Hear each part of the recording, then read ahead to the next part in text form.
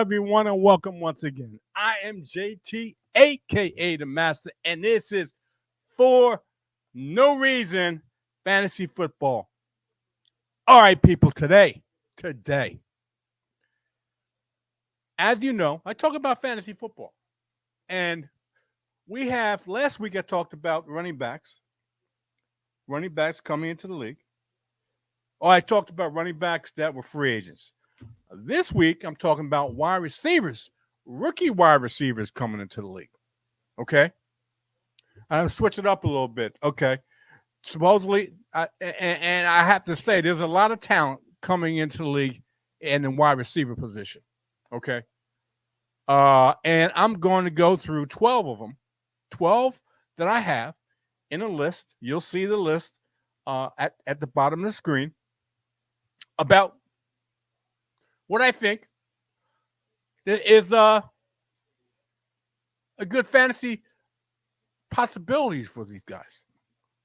Now, a few weeks back, I've talked on my show, which is quite naturally For No Reason Fantasy Football. And I talked on the FSP show, Fantasy Sports and Politics, which is 1 o'clock Eastern Standard Time on a Saturday afternoon and 10 a.m. Pacific time. Victor and I hashed it up, and I had said that it's key. It's key where these players wind up, how they're going to be used for one, and how effective they're going to be if they're used correctly. If they are used correctly, and that's key. You get an offensive coordinator that doesn't know how to get the talent or to exploit the talent that one of these wide receivers that I'm going to name, and they're going to be considered a bust, or they're going to struggle because of the offensive scheme and the play calling. That's key. That's key. Now, all these guys are worthy. All these guys in my top 12 are all over 6 feet. All of them are all over at least 6 feet. At least 6 feet. And that's good. And some of them are light in weight, but they're all over 6 feet. Okay? Some of them are light.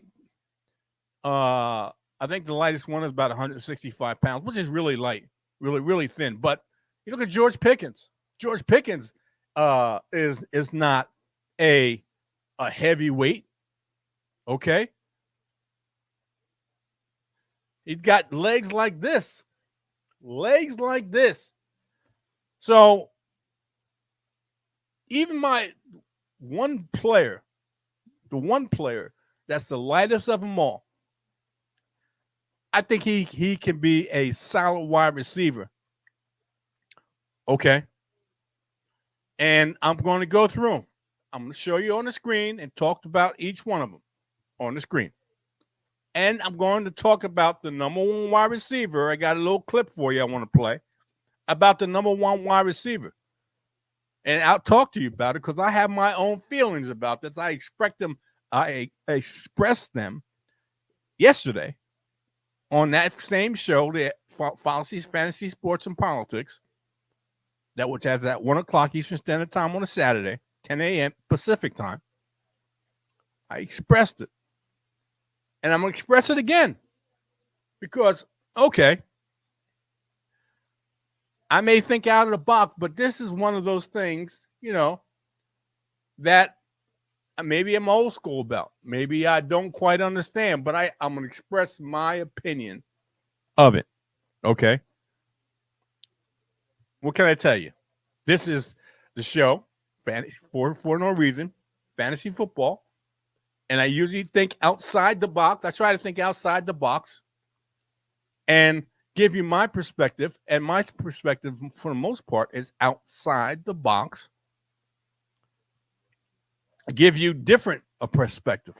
I like to do that. I don't know why, but I seem to go against the norm. In my opinion, I go against the norm in most cases. Sometimes I stay within that box, but a lot of times I think outside the box, and I get lambasted for it. Okay, that's fine. I got big shoulders, which is fine. I get lambasted for it. Okay, I get things said about it. Okay, no problem. It's only one person's opinion. Okay, only one person's opinion. Everybody's got their own opinion. Everybody's got their own perspective on things. I happen to have, well, not happen, but I have my own perspective. Not to say that's right or wrong. I just have my own perspective. Okay. And quite naturally, I have this platform that I've created that I want to express my own opinion, whether wrong or right. Okay. It's my opinion. It don't mean a hill of beans in a whole grand scheme of things, but it's my opinion. Okay. And I express it. All right. Let's move on. Let's start with this. And I'm going to bring this out, and then we'll go from 12 to 1. And like I said, I have a short clip on 1, a 3 or 4 minute clip talking about the number 1 wide receiver on my list. Okay. So let's talk about this. Let's talk about Jermaine Burton, wide receiver, 6 feet, 196 pounds, decent height, decent speed. I mean, decent weight, 196, which is decent. And he ran at 4.45 in a 40, which is a decent speed. It is not blazing, but it's a good speed for a wide receiver. And he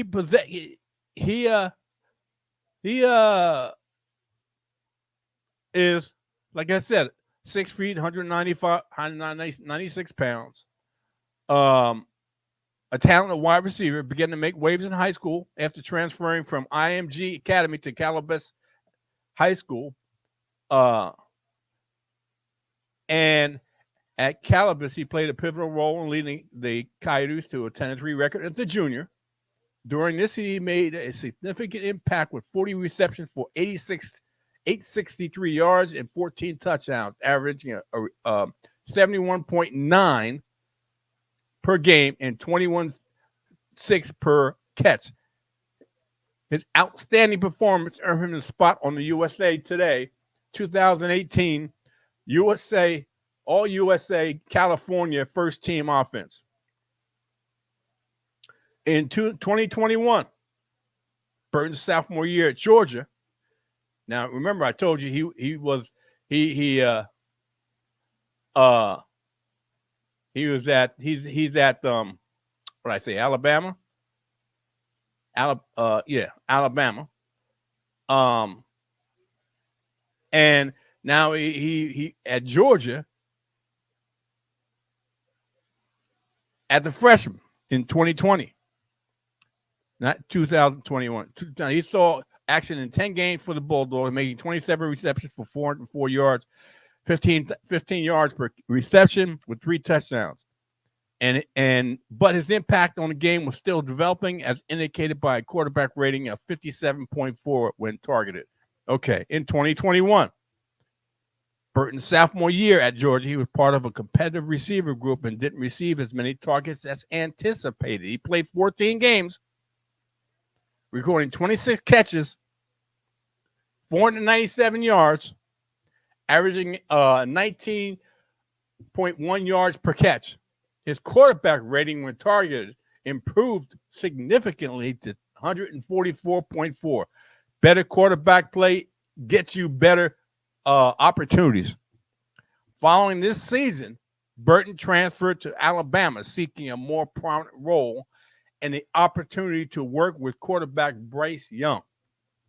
At Alabama, Burton showcased his skills. In his first season with the Alabama, he played 12 games, making 37 catches for 590 yards, 15.9 yards, damn near 16 yards per catch, with 6 touchdowns, and achieving an elite quarterback rating of 139.1 when targeted in. So, in 2023, Bryce Young is gone. Burton continued to impress, playing 11 games with 35 catches for 777 yards, averaging a 22.2 yards per catch with 8 touchdowns, and maintaining an elite quarterback rating of 125.8 when targeted.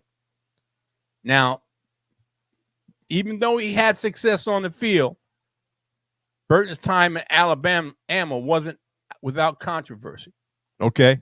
After a loss to Tennessee in 2022, Burton was involved in an incident where he struck a female Tennessee fan during the post-game field rush. This incident, which did lead to a suspension by coach Nick Saban, marked a challenging moment in Burton's career. Okay? Burton's got wheels. He can gobble up turf with his long strides, often blowing past DBs without breaking a sweat. Elite at hauling, quite naturally, because you can see 13, 15, 16 yards per catch. This guy can adjust on the fly to snag off those off-target heaves with an ease. Shows late hands on back shoulder fades, keeping DBs guessing and off balance until the last second. Impressive aerial skills. Burton can twist and turn midair, keeps his toes inbounds, and fights for the ball in traffic. Once he gets a lane, watch out. He may not juke you out of your cleats, but his straight line speed is a killer. Against soft coverage, listen to me now. Against soft coverage, Burton's secondary burst off the line is solid, helping him find space quickly. He also knows how to find the weak spots in zone coverage, especially out wide, making him a constant threat. This tells me he's especially strong in the wide receiver position against zone. And what I just told you, and what I told you the sentence before that, against soft coverage, that's key. Against soft coverage, Burton's got a legit burst timed at 4.43 in the 40. He's likely even faster now, stacking DBs and blowing the top off defenses. But his route running lacks consistent precision, needs to dial in the details to keep DBs guessing. His transitions are more rough than smooth. Got the foot speed, but the hips don't flow as well, making him cut less fluid. Despite his speed, he struggles to sell deep routes on stop-and-go plays, tipping off defenders too early. Shows too many low-effort plays, especially at the decoy, or when he's not the primary option. Needs to amp up intensity across all snaps, meaning he takes plays off, which is a red flag right there. That's a red flag. He takes plays off if he knows he's not going to be involved in the play. He don't go all out. That's a problem. Temperament on the field is a red flag. That plays into what I just said. Burton showed volatile tendencies with taunting and needs to keep his cool under pressure, and most importantly, just grow up. Okay? He's got all the measurables.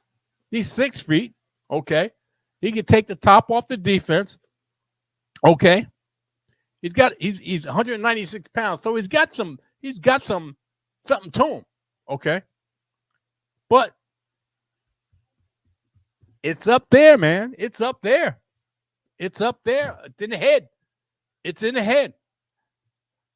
His comparisons are Kadarius Toney, John Mechie, and Jahan Dotson. So he's clearly not a number one. I'm telling you right now, he's clearly not a number one. He's a number 2, maybe a slot guy, but he's got to clean up what's up on his shoulders. He's got to clean up on that. And maybe, let me put it this way, and maybe if he goes to the right team with the right wide receiver room, that mature tendencies, mature factor will come out of him. But quite naturally,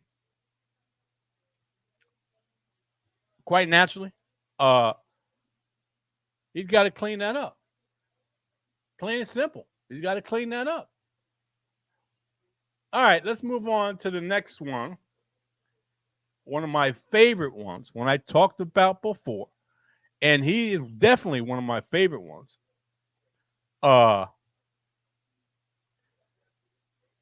As you can see, right there in front of you, Mr. Worthy.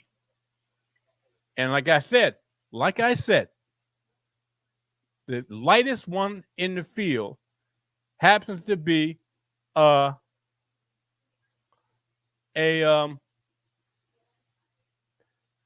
165 pounds, and that happens to be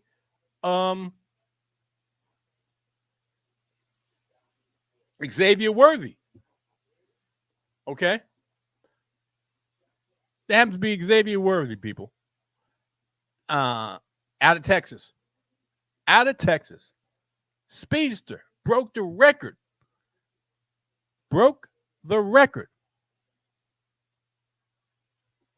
At the combine for the fastest speed, for the fastest 40, I should say. Okay. And you have to think now, this guy is 165 pounds. He's 6'2". If I'm not mistaken, he's 6'2". No, I'm sorry. He's 5'11". Okay. 4.21. Okay. And he is a speedster at 165 pounds. Okay. Not a big guy. He's not 6 feet. He's not 6'2", 6'1". He's 5'11", which is fine. That's right on the edge. He's one. His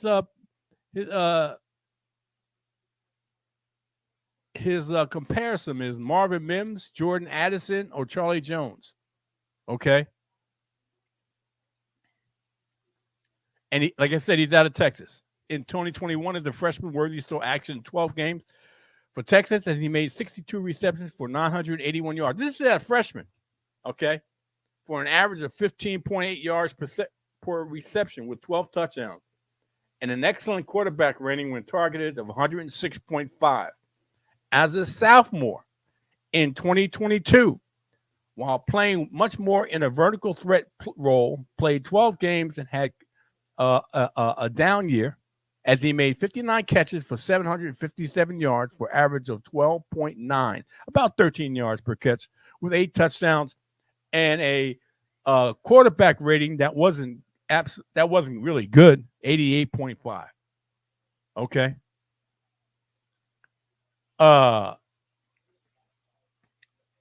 Worthy is a natural playmaker at his best with the ball in his hands. If you give him a little cushion, he's going to beat you. Not just a deep threat, he's a nightmare to defend on slants.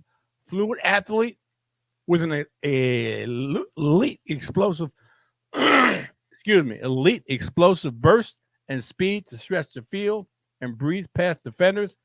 Has a quick first step and gets the top speed in a hurry. Now, I told you earlier about him when he ran in the combine, 4.21. His speed is elite. He ran multiple 100-meter dash times between 10.5 and 10.65 seconds while in high school. He also repeatedly ran a sub 4.5 second 40-yard dash times as a freshman in high school. He plays with smoothness and balance and shows a knack for setting up defensive backs. Has impressive versatility. Surprisingly, he has demonstrated he's able to line up consistently outside as well as dominate from the slot. He has also been used as a punt returner. Okay, I can understand that. But at 165 pounds, is he going to do that in the pros? I got to think they're going to just use him just as a wide receiver. I think he's too much too light in the butt to be used as a punt returner. He has very good working outside the numbers, show excellent ball tracking skills. And I expressed this before, okay, when I saw him run a 4.21. He's got hands. It's not like like a speedy wide receiver that cannot catch the ball, or he's got stone hands. And he does little things downfield, including leaving enough room on the sideline for his quarterback to drop in a throw. He's demonstrated he's much faster now. Okay. With age, he's getting stronger, and he's much faster. An impressively skilled route runner. That's key. He's got, this is, to me, shows excellent discipline and makes sharp cuts. If he's got great route running skills and he's got speed to burn, that spells trouble for any DB. He's faster than Tyreek Hill. Okay. He's got reliable hands, and despite his size, shows the willingness to make catches in traffic over the middle. Okay, this is a speed guy. Okay. He'll have to develop a better feel for sitting down against zone coverage. Patience. NFL defenders will be able to knock him off his route because of his slight frame. It also presents a major injury risk unless he gets significantly bigger, will only be viewed as a role player in the pros. This is partially explanation for this is him being used as more of a deep threat. Now, he suffered a drop-off in production after that freshman year. I told you about that. Despite having 10 more passes thrown his way, he ended up with 220 fewer yards and 4 fewer touchdowns over the course of the season. Doesn't have the size to consistently win on the outside, but can be productive working the middle of the field and as a return man. You know what? Let me put it this way. He's all about speed. He could be the fastest receiver in the draft, and in 2021 showcased it as he exploded on the scene as a freshman, scoring 12 touchdowns. He's more than just speed, however, and possesses nice soft hands. He's a decent leaper, is afraid to catch in traffic, and has the route running skills of a savvy vet. He, however, has a very obvious downside, is that he's super skinny and at just 165 pounds, despite standing 6'1", 6'1", 5'11", whatever. This will limit his ability to compete at the next level. I can guarantee you. Now, he's 4'2", Okay, they're going to put some weight on him. They're going, whoever drafts him, saying, this is what I want you to do on the offseason. This is what I want you to do. Besides working on your craft, I want you to use this diet. Despite and he also has a bit of down. Okay, let me put it this way. Compared to 2021 and 2023 will be a good test to determine whether it was the start of a trend, if in his junior season he can improve on his freshman numbers and also put weight on. He'll be an easy first round selection. You know what? When I saw this kid at the combine, I saw him at the combine. I wasn't there, but I saw on TV at the combine. I immediately thought Kansas City Chiefs. I immediately thought the Kansas City Chiefs. They would love this guy, and they're going to get him later. They want him. They're going to get him. Nobody's going to take this kid within the first 15 picks. He's not going the first 15 picks. Okay? He's not going in the first 15 picks. But from 16 down to 32, there's a strong possibility that somebody's going to want this kid. I think he's more between the 21, 22, and 32 pick, 32nd pick. That's where I see him. Further on down the line, someone that's going to want some speed. And this kid can catch the football. He's not a Bob Hayes. He's not one of these speed receivers that has no hands. This guy can catch the football. If given a chance, he can catch the football. And he can I can guarantee you they're going to put some weight on this kid. Okay, he may not be 4.21. He may be 4.23. That's still or 4.24. That's still really okay. Would you take a Xavier Worthy at 10 pounds heavier and running a 4.24 or 4.25? Oh, hell yeah. Hell yeah. There's not too many guys that are running in the sub 4.3s. Let me put it that way. And, or 4.2 whatever before you get to 4.3. There's not too many guys that are doing that are DBs that are going to be covering this guy. Okay? They're going to be covering this guy. Remember that. Okay? He's not your number one. But you remember Will Fuller? Will Fuller had a lot of speed. But Will Fuller, hands were in question. This kid can run faster than Will Fuller. And his hands are not in question. Okay? His hands are not. The only question about this kid, in my opinion, is his weight. And that can be taken care of. They can put weight on this guy. They can put weight on this guy, and it won't affect his speed. I mean, probably won't run a 4.21. Let me put it that way. But if you can run a 4.24, 4.25, come on, man. Really? Really? You got to think that somebody's going to want this kid. And Kansas City would be just salivating that they have somebody that can take the top off the defense. I know they got Marquise Brown, Hollywood Brown, but Hollywood Brown don't run it like this kid. Hollywood Brown does not run like this kid. And I would think that you would want to pick this kid up. I think you will want to pick this kid up without a shadow of a doubt. Now, who do we have after that? Come on, man. Really? Come on. We have another player that is, oh, come on, computer.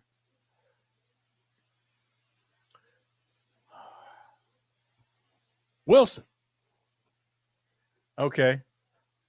And I'm not talking about I'm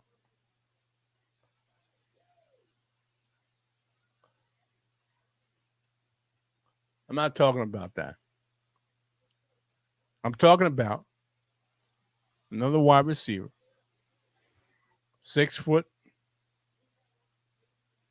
and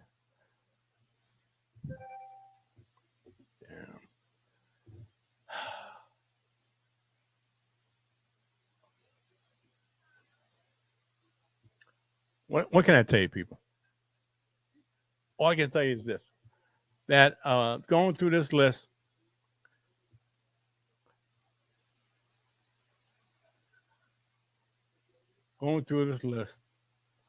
is not easy. And I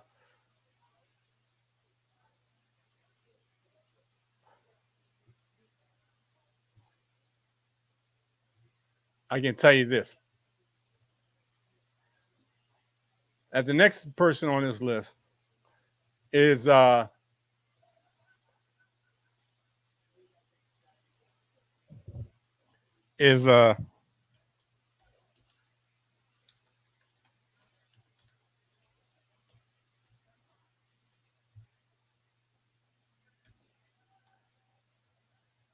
next person on this list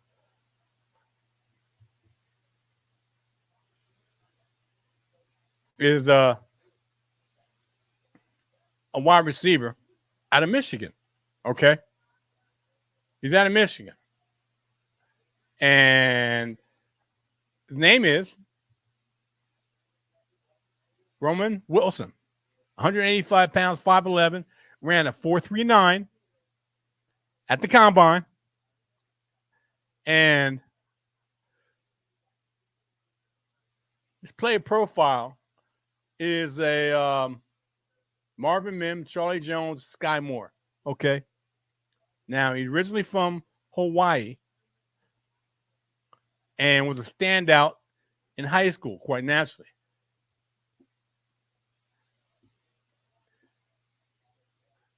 But I'm going to tell you, his sophomore year he saw an uptick in productivity with 25 catches for 420 yards over 13 games and 3 touchdowns. Now, quite naturally, over the summer, he continued to refine his craft into his junior year, playing 11 games and 20 touchdowns, 20 receptions for 272 yards and 3 touchdowns. But as in his senior year, he statistically broke out, playing in 13 games with 41 catches for 662 yards of an average of 16.1 yards per catch, 11 touchdowns, and an elite quarterback targeting, which was J.J. McCarthy. Everybody knows that, of 140.9. This performance included a pivotal role in Michigan's victory over Alabama in the Rose Bowl, where he made 4 receptions for 73 yards and a touchdown, including a key play that led to a game-tying touchdown. He's got elite athletic skills. He made Bruce Feldman's freak list at number 73, clocked a 4.7340, the 6-foot, 193-pound. He wows the coaches with the ability to accelerate, decelerate, and control his body. This offseason, Wilson clocked a 4.3340 out of a 2-point stand, ran a sizzling 6.20 3-cone drill that was only upstaged by teammate Amarian Walker. But then again, Wilson topped everyone with a 3.77 shuttle time and also had a terrific 10.76 60-yard shuttle and flew up the Wolverines' reactive Pilo stairs in 222 seconds. Despite elite explosiveness and long speed, capable of outrunning angles and showcasing remarkable agility in short areas, exceptional route running with ability to win with speed and precise route transitions, creating separation effectively, strong hands, and expansive catch radius for his size, adept at attacking the ball early and securing catches, impressive zone awareness, able to find gaps in coverage and exploit safety with his quick adjustments, displays versatility with potential in special teams, adding value beyond his receiving skills, proven ability to make significant plays as seen with his high-flying reception in key moments, strong mental toughness and resilience, demonstrated consistent performance despite physical challenges. And this is a down point. Limited physical frame may restrict him to slot receiver roles, potentially struggling against physical cornerbacks because he's not that big a guy. Below average yards after catch ability, lacking the power to break tackles, needs to refine footwork and route selling to enhance deception and effectiveness against savvy defenders. Concerns over durability with a history of injuries potentially impacting long-term availability. Below an average blocker, limiting his versatility in the run game. Let me tell you this. He can run the route tree, but he's limited with his weight, limited with his height. Okay? He can run, but you have to think those are 2 faults in this guy's game. That's why he's sitting down at the number 10 on my list. Okay? Let's go to Keon Coleman. He didn't have, and I tell you, this guy didn't have a outstanding combine. 213 pounds, 6'3". Good size and weight for a wide receiver. 4.61. Ooh. Come on, man. Really? 4.61. That's not a good speed. Not a good speed. Not a good speed. Vertical was 38. His broad jump was decent. But he's like a Cedric Tillman. Come on, man. King Coleman in his freshman year at Michigan State. Now, like I said, he played at Alabama. No, he played at Florida State. I'm sorry. But in his freshman year, this is another kid that moved. A lot of guys that move because, they can participate in 7 games, tallying 70 receptions for 50 yards, including 7.1 yards per reception and scoring 1 touchdown. His quarterback rating when targeted stood at an elite 126.9. So his quarterback was getting in the ball. His performance ascended during his sophomore season in 2022. Over 12 games, he made 58 catches, 798 yards, with an average of 13.8 yards per reception, and 7 touchdowns. And even the quarterback rating when targeted, even though it went down at 107.1, he consistently proved to be a reliable target. Now, he went to Florida State, and Jordan Travis was the quarterback. Okay. His strengths are prototypical physicality. That's what I was talking about. 213, 6'3", 6'4". That's elite size and frame density and compact mass. Prime athletic build for an NFL wide receiver. Outstanding acceleration combined with exceptional foot speed and lateral twitch, especially considering his build. Superb at manipulating DB blind spots, employs efficient diamond releases, and robust hand techniques to separate. Impressive ball skills, pairs elite timing and control and body control with remarkable strength at the catch point. Transcendent aerial adjustment showcasing gravity-defying contortion consistently extends beyond his frame to secure catches. Threat after the catch blends explosive agility, contact balance, and physicality to elude and overpower defensive backs. Distinguished for his proactive alpha mentality, adept at contested catches thanks to a combination of instincts and sheer hand strength, multifaceted athlete, showcase his versatility playing basketball on the Tom Izzo, brings that multi-sport dynamism to the gridiron. Now, his weaknesses are he's limited in limited sharpness in routes, occasionally lacks the burst and crispness on angle route breaks, affecting his separation from the defenders, inconsistent run blocking. Despite his physical prowess, he needs to bring more aggression and tenacity to his blocking assignment. That's a, in my opinion, that's a will to do it. That's a will to do it. Acceleration might struggle with elite long speed, making it challenging to consistently outpace boundary DBs in deep ball situations. Technique refinements needed. Can improve on his footwork, hip flexibility, and contact balance for more consistent and effective playmaking. Now, he's got himself in a good position as one of the top receivers in this draft at his height and weight. He's a physical presence on the field. His catch mechanics and characterized by an ability to naturally box out defenders, and that alpha catch point instinct set him apart. While he's raw, is a sight to behold. Coleman's route running shows areas for growth, notably in footwork.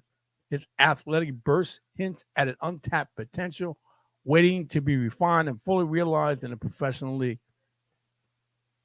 He got raw talent and exhibited skills. Many scouts see him as a valuable pick, though he's currently projected to be taken in the 2nd or 3rd round. This positioning might reflect a few areas he needs to polish. That's coaching, people. That's coaching. He's shown it. He's shown the ability and the physical traits to be a elite wide receiver. Now, 4.61. Okay, you do that in shorts. All right. Some wide receivers like Jerry Rice, and I'm not comparing him to Jerry Rice, but I'm just saying Jerry Rice was not a 40 high-speed wide receiver. There's combine speed and there's playing speed, and this kid may be an exception at playing speed. Okay. Let's talk about Xavier Leggett. Okay, that number 8. You see him there, number 8. 6'1", 221 pounds, ran a 4.39. 4.39. As senior, okay? As a senior. His David Bell, Kadarius Toney. Okay.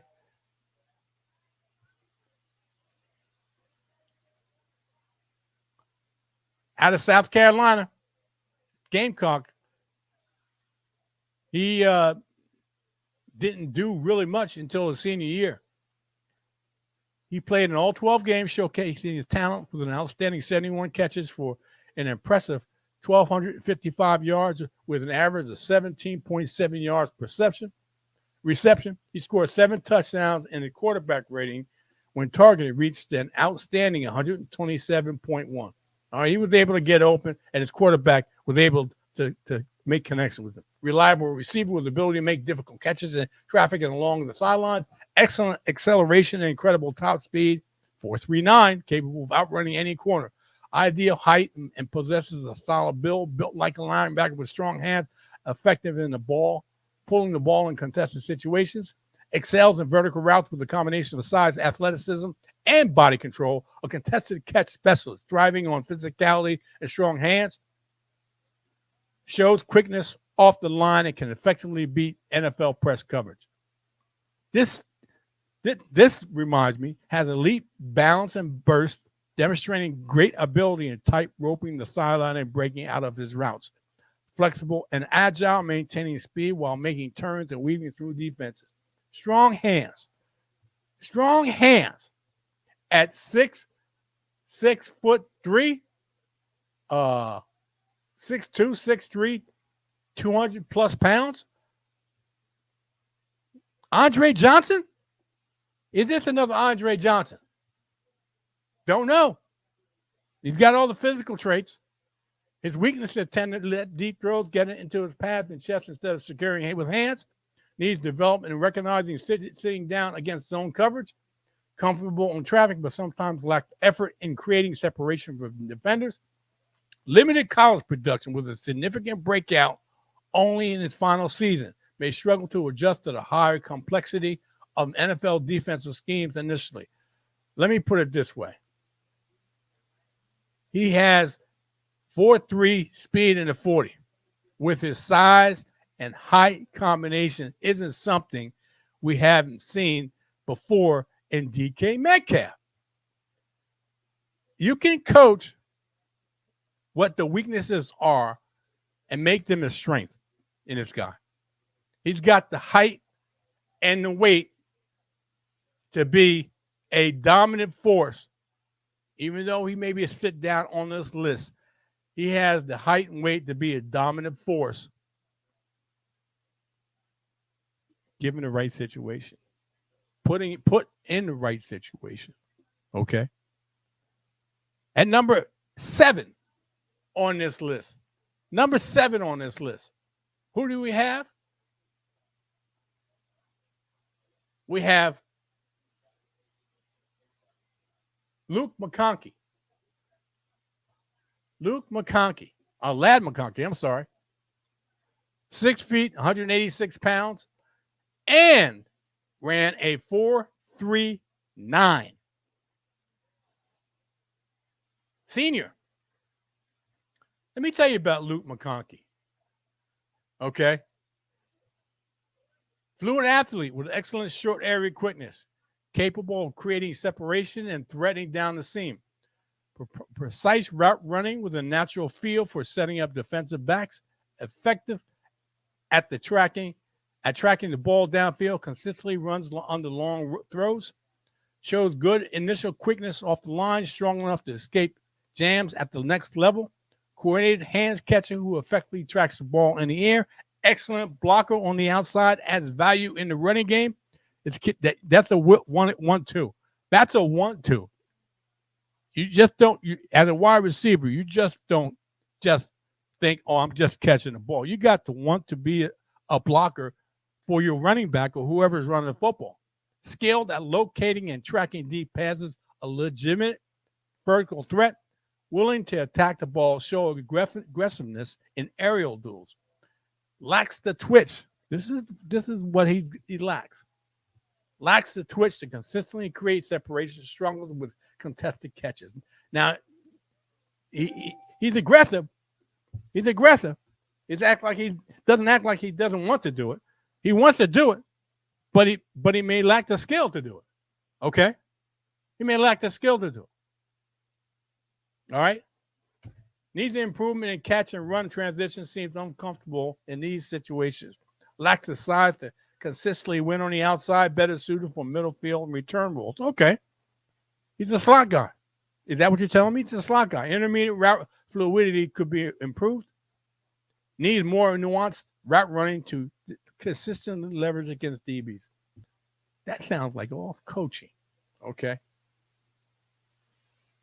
That sounds like all coaching. It's not something that he's incapable of doing or incapable of doing. It's just the fact he needs to be coached at the NFL level on this is what you do and this is how you do it. That's what I'm talking about. Okay. Let's move on to number 6, Mr. Troy Franklin out of Oregon, another lightweight, 6'2", 176 pounds, who ran a 4.41 at the combine.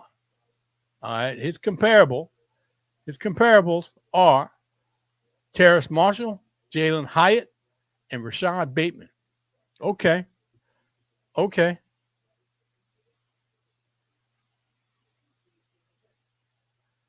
At 2022, in the sophomore year, Troy Franklin began to make a name for himself, displaying a rapid development. He played in 12 games and emerged as the focal point of Oregon's passing attack. His 56 receptions for 867 yards, averaging a 15.5 yards per catch, and recording 8 touchdowns, cemented his reputation as a dynamic and reliable target for the Oregon's quarterbacks. He logged a quarterback rating when targeted of an outstanding 140.6. He made sure he was available for his quarterback. By the time he entered his junior season, last season, Troy Franklin had established himself as a force to be reckoned with in college football. His ability to track down passes and produce big plays became even more evident as he hauled in 81 catches for 1,383 yards, averaging 17.1 yards per catch and 14 touchdowns. So he had a knack for getting into the end zone.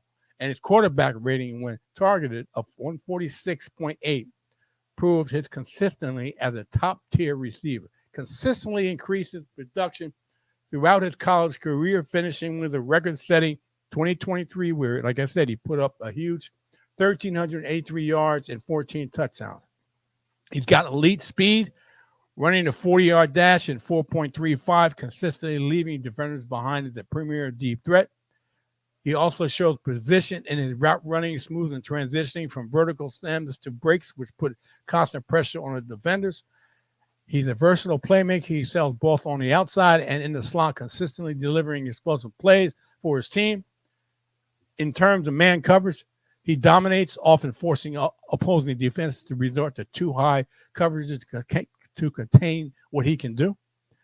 A fantastic high pointer, displays exceptional body control along the sideline, making him challenging catches appear effortless. Standing at 6'3", his height was electrifying. He has an electrifying speed, creating a coveted size-speed combination that NFL teams have a high value on. With effortless agility, Franklin moves fluidly with ease, seamlessly changing direction and executing sharp cuts to gain an edge on the field. He's a light frame. He's only 185 pounds, like I said.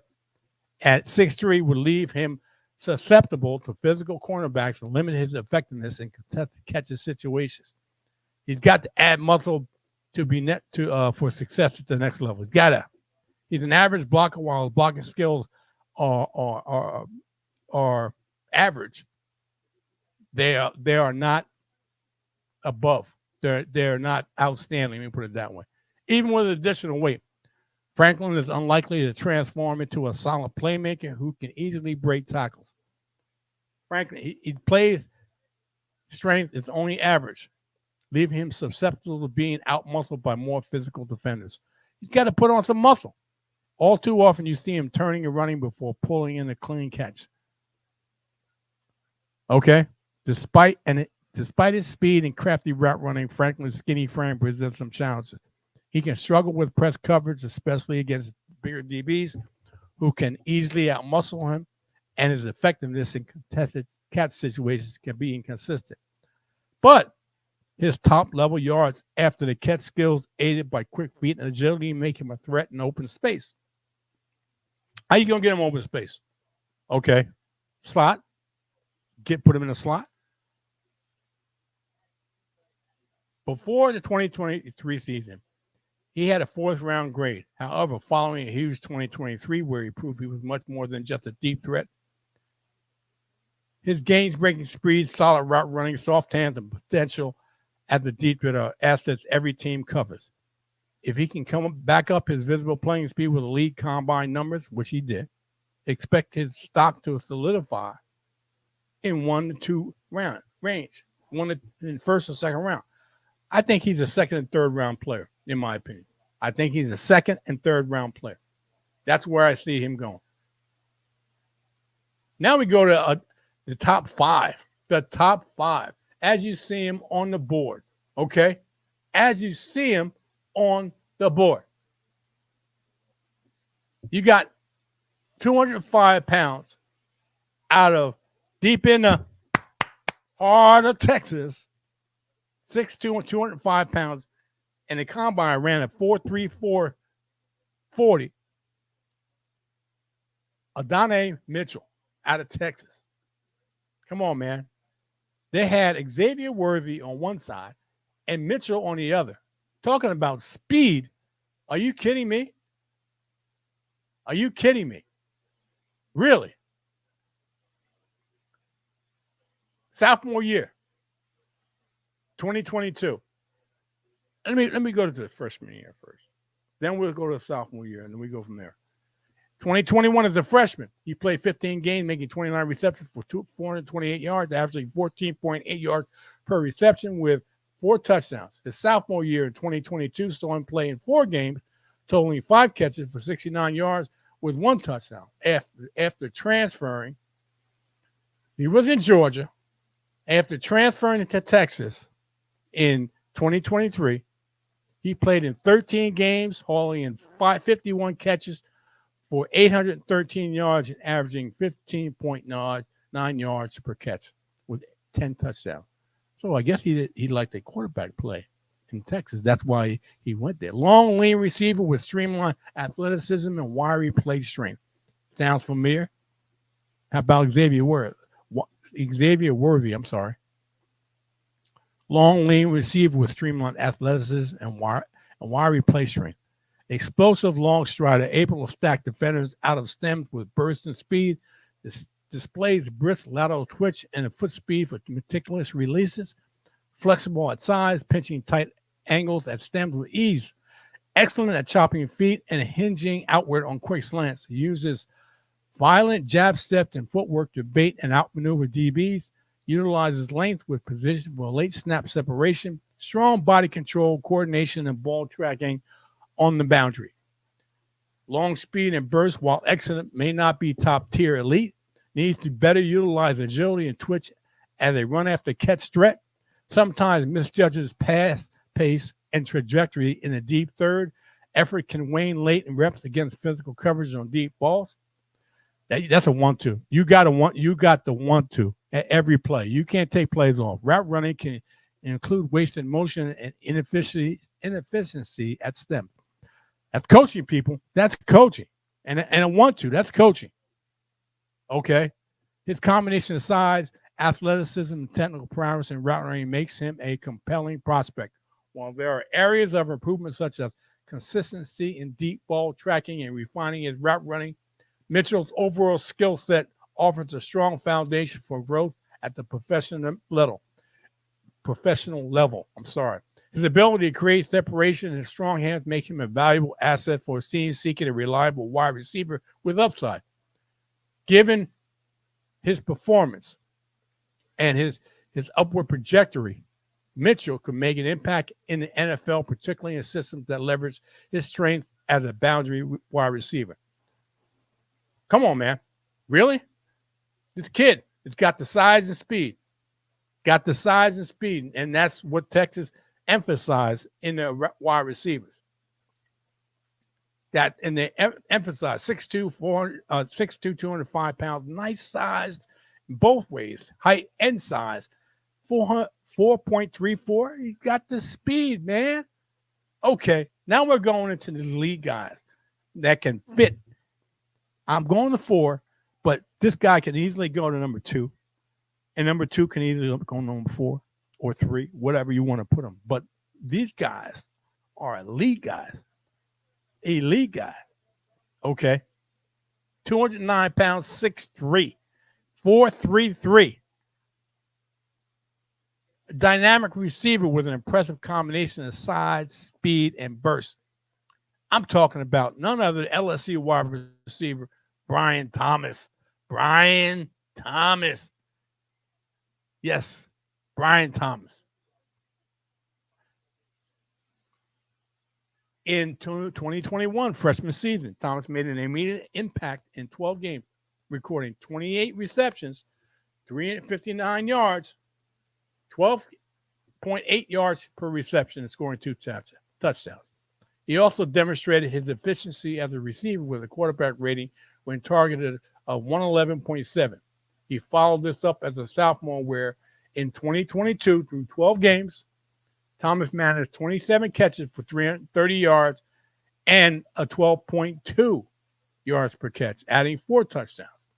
In his junior year, Thomas exploded as he made 68 catches for a huge 1,177 yards, averaging 17.3 yards per catch and scoring 17 touchdowns. His standout performance was further highlighted by an elite quarterback rating when targeted of 148.8. And you know who was throwing him the football. You know who was throwing him the football. Okay? Showcasing a significant growth as a top-tier wide receiver. Hey, this is his strength, people. This is the strength. Okay? 7 strengths. 6 weaknesses. Exceptional ability to start and stop quickly, showcasing agility and control. Both outstanding length, providing an advantage in reaching and securing the ball. Demonstrates natural explosiveness, aiding in creating separation. Moves fluidly, enhancing route running capabilities. Exhibits violent change of direction, making him elusive after the catch. Proves to be a formidable red zone target with the ability to high point the ball effectively. 6'3", has an ability repertoire of releases, helping to beat press coverage. Exhibits excellent ball tracking skills, consistently posing a threat on downfield passes. His weaknesses are route breaks on short, and intermediate routes can be inefficient. Of coaching, while a vertical and crossing route threat, he shows an underdeveloped overall route tree. That's coaching. Long limbs and unsteady footwork occasionally lead to inconsistent route breaks. That's coaching. Needs to utilize his speed and athleticism more effectively to uncover against the defenders. That's coaching. Still in process of becoming a more physical presence along the route stem. That's coaching. Only has a single year of being the featured player at college. Prior to 2023, his play was far from noteworthy. Now, he's a dynamic receiver with an impressive combination of size and speed and burst. He's a formidable vertical threat, showcasing exceptional acceleration and small and smooth ball tracking skills. His ability to explode off the line combined with a natural feel for space make him a dangerous on both deep and short routes. While there are areas for refinement in his route running, particularly on complex patterns requiring short breaks, his potential is evident. His physicality isn't fully consistent with his size, especially in contested catches, but he shows promise.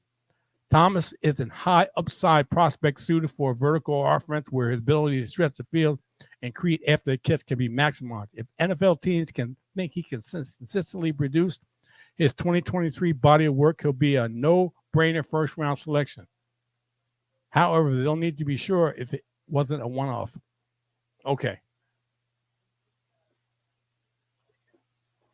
A lot of his weaknesses, people, in my opinion, are all coaching. And I think he can be coached out of there. I know he's shown ability in college, even if his weaknesses. He's shown ability in college to produce, even with those weaknesses.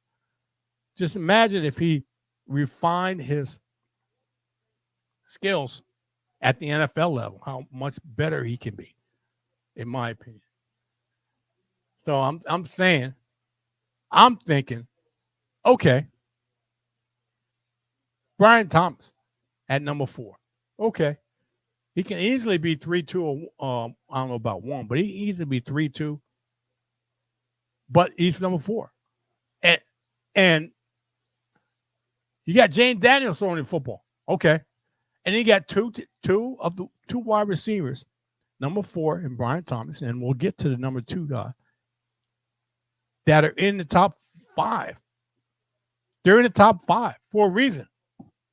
Not just the quarterback, because they're of their ability. Let's talk to this guy, 212 pounds, 6'3", 4.45 out of the University of Washington, Rome Odunze.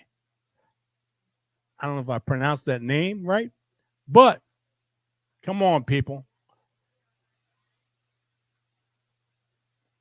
How about a comparison of Cedric Tillman out of Tennessee or Jackson Smith and Jigba out of Ohio State?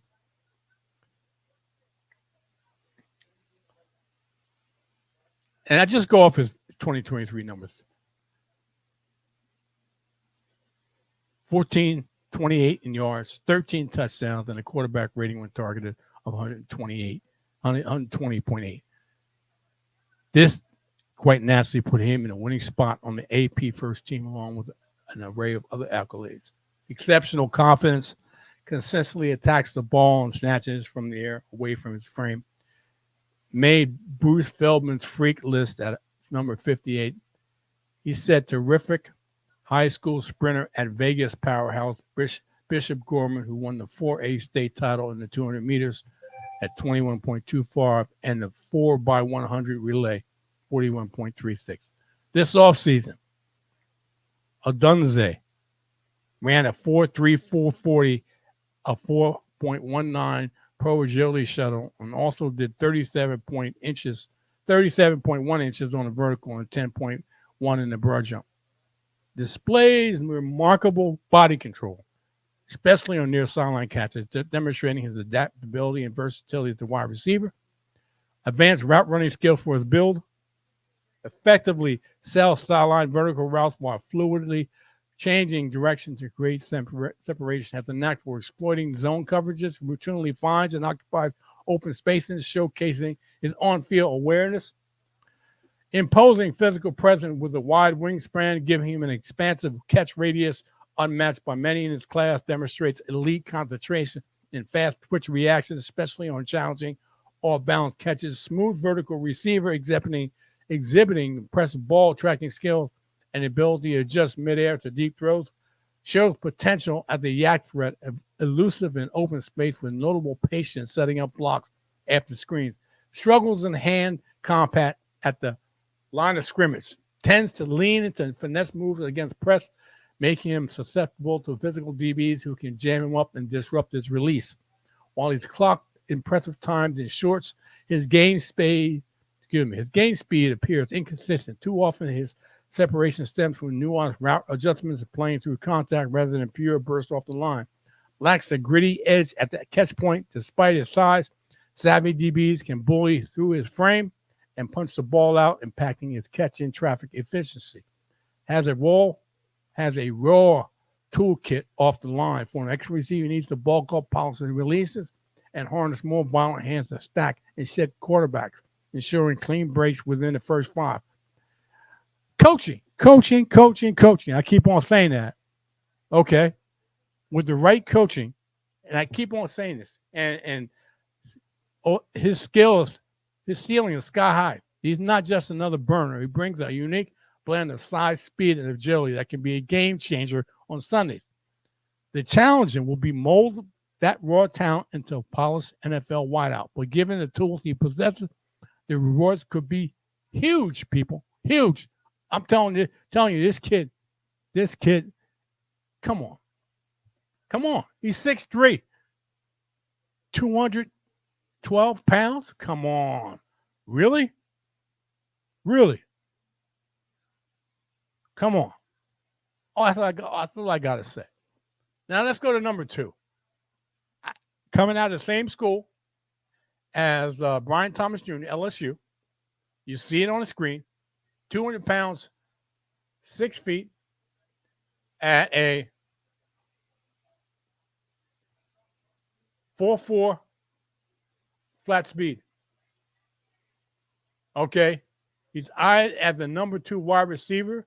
I wouldn't be surprised.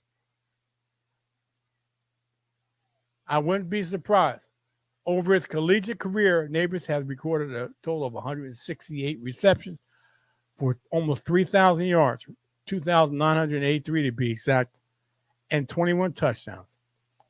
He had a standout 2023 season that earned him several awards, including being a finalist for the Fred Biletnikoff Award, earning a spot on the first team All SEC and being named the MVP of the 2023 Citrus Bowl. Okay, and his freshman year also earned him a place on an All SEC freshman team in 2021. He's an explosive route runner with an ability to seamlessly shift gears, making him a huge matchup for defensive backs. Elite athletic skills.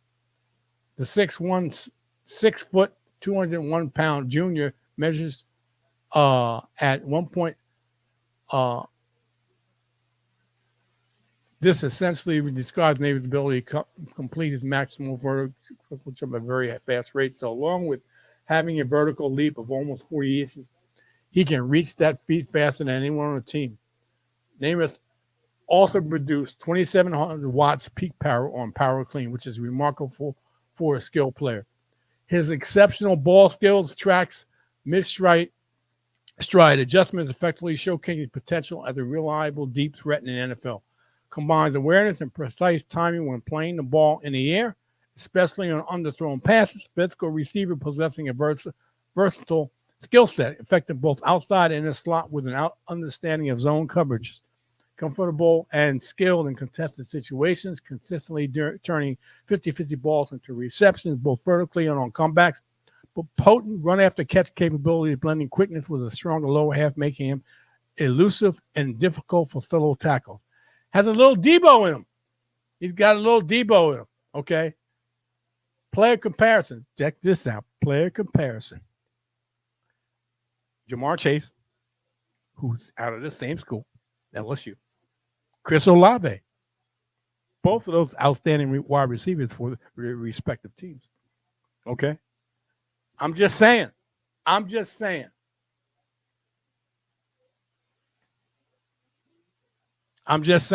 Okay? I'm talking about Malik Neighbors. Neighbors. And he's behind the one that they have as the number 1. And you know what? Before I play this number 1, I'm going to play this, okay? I'm going to play this. Because I want people to hear this, okay? And then go from there.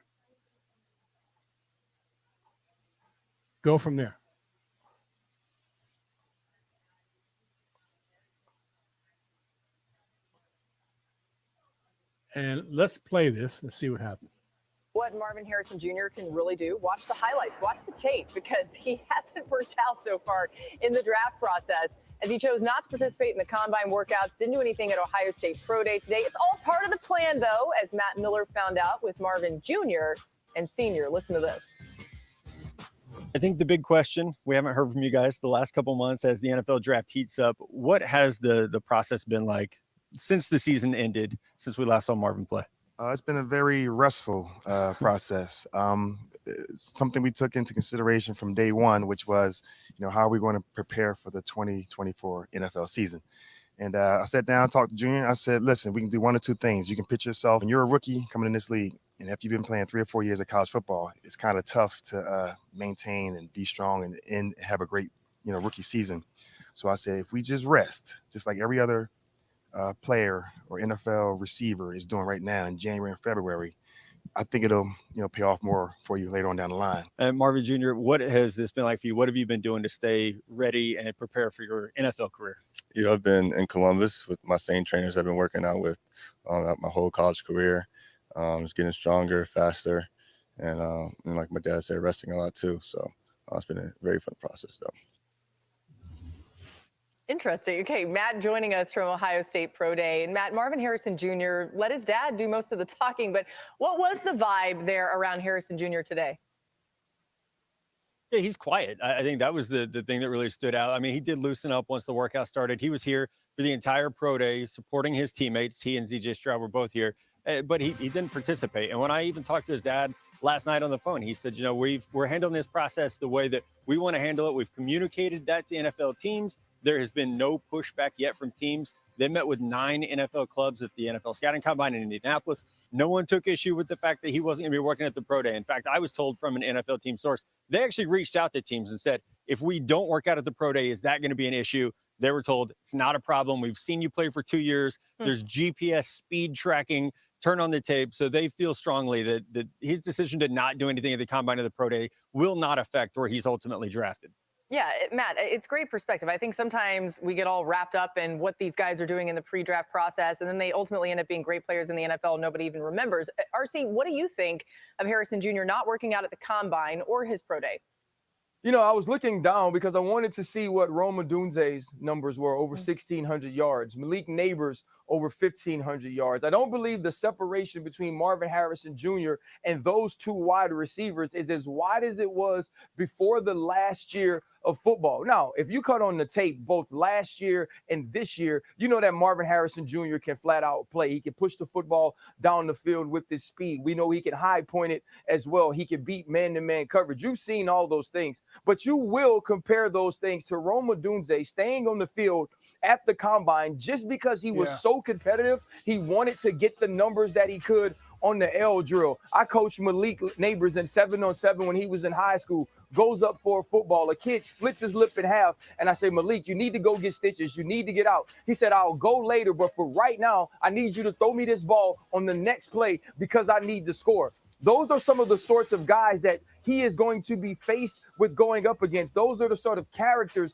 and the personalities that other teams will be speaking to. Now, if you cut on the film, all of these guys can play, but we know it only takes one person to have a conversation or to be in the presence of one of these other players that say to themselves, that's the sort of leader, that's the sort of young man I want on my team. Can Marvin Harrison Jr. absolutely do it? For sure. Yeah. But I don't believe there's as big of a separation between himself and those other two guys as there once was. I agree in the conversation of the wide receivers, RC, when it comes to the separation.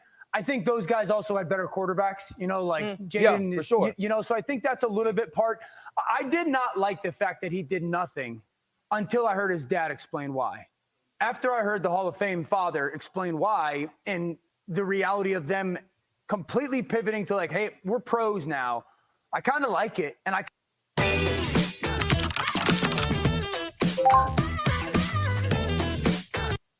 kind of appreciate it. And I think a lot of the teams that are interested in drafting him, who eventually will draft him, are going to like it. And then the second thing is this, Matt, you mentioned he's quiet, because watching that interview, it's a little awkward, candidly. But two guys I played with at wide receiver that were as good as they get were Calvin Johnson and Andre Johnson.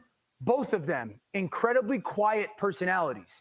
So I don't want people to think watching that interview that he's not the player that, the expectation level is just because he's a quiet personality.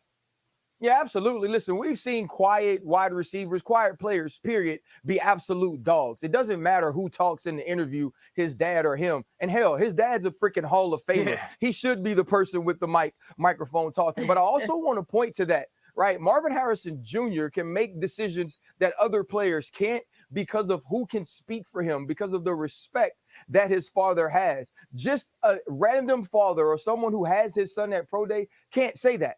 But because Senior is who he is and was who he was, I do believe teams will handle this differently with Marvin Harrison Jr.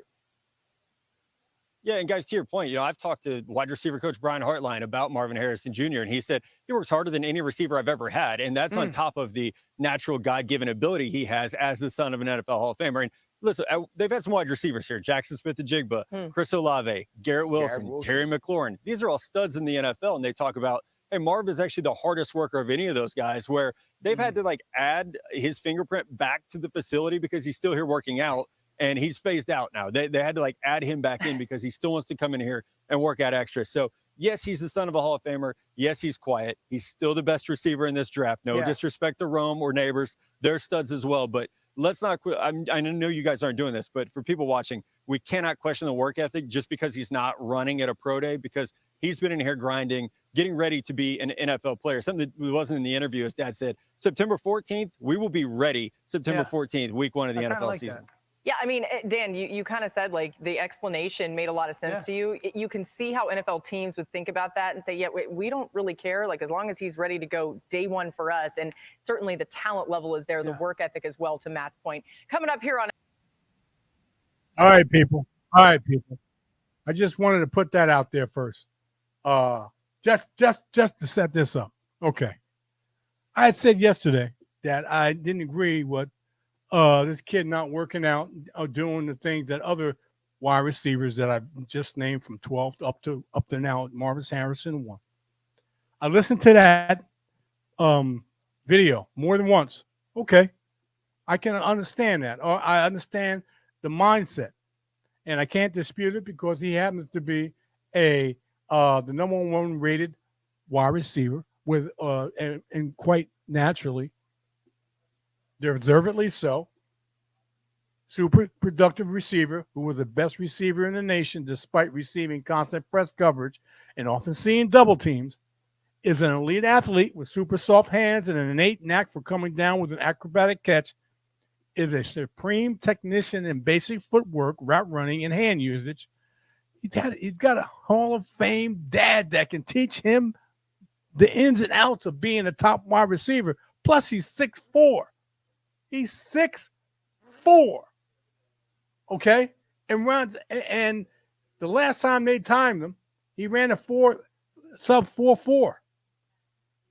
Okay? He's a prototypical wide receiver. Okay? Played on the outside in 22, but we moved to the big slot in 2023, showcasing his versatility. He played in the slot. He played outside. Okay?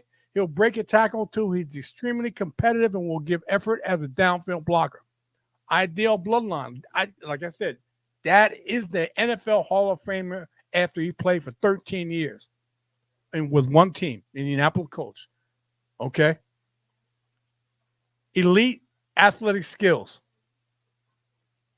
Like I said, 6'4". The son of a Pro Football Hall of Famer. He's remarkably good, has everything. He's very strong. He bench pressed 380 and did 20 reps of 225 on the bench and squatted 500. He's very explosive. 10 feet, 8 inches in the broad jump. And he's really sudden, having clocked a 3.94 in the shuttle when he was clocked and improved on his max velocity from last year up to 23.5. Asked for what training result he's most proud of, he said it's his 5.10.5 given his height and weight, yet still can run a sub 4 second time. Combines elite speed with size, and he accelerates off the line much better than most big receivers. He's elite in contested catch situations, using his frame effectively to make plays facing the quarterback. He also shows a knack for high pointing the ball, consistently out-muscling defensive backs. Tacks the ball well downfield and consistently runs under long throws. His long arms allow him to play even bigger than his size, and he has a frame that can carry a little more weight. Has surprising quickness off the line, has the rare size and quickness to get off NFL press. Now, his weaknesses are limited. They're few. Physically, Harrison profiles as a guy who should have success facing the quarterback, but he struggles to gear down and make the necessary shortcuts to create separation underneath. His cuts aren't as sharp as you would expect given his elite athletics, too often brought down by first contact and doesn't break tackles in the open field, and ball security is only average, holds the ball loosely. I'm telling you, people, this guy, if he goes in fantasy drafts in the third round, you're getting a gift. You're getting a gift. Let me put it that way. I think he's a second round talent in fantasy drafts. I really think that. I really think in fantasy drafts, he's a second round talent. And if you can get him in the third round, I think you can steal him from a lot of your fellow fantasy football players. I think that's the deal here. I think that's the deal here. I don't think he's a cut above, but I think he is definitely one of the better players to come out of college in a wide receiver position. Okay. That being said, people, I'm out of here till next week, and we'll be talking about another thing on fantasy football. I'm JT, aka the Master, and enjoy the rest of your Easter. Happy Easter to you. And we are out of here.